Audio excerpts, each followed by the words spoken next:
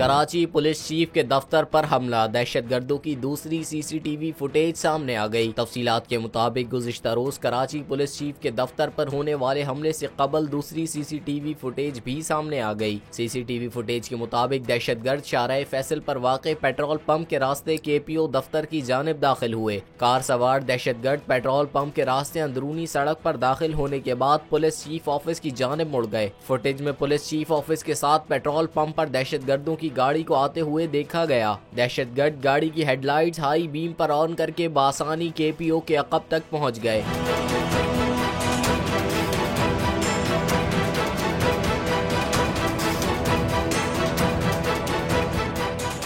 मैं हूं सैयद मुजम्मिल शाह और अब आप मुझे देख सकते हैं सिर्फ बोल न्यूज पर।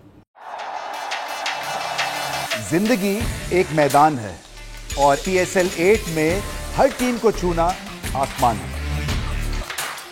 6 टीमों के बीच धुआंधार लड़ाई। ये शोर न लड़ाई का है न डर का, ये शोर है जीत का, ये शोर है जुनून का। खेल का जुनून रोजाना रात 11 बजे सिर्फ बोल न्यूज पर।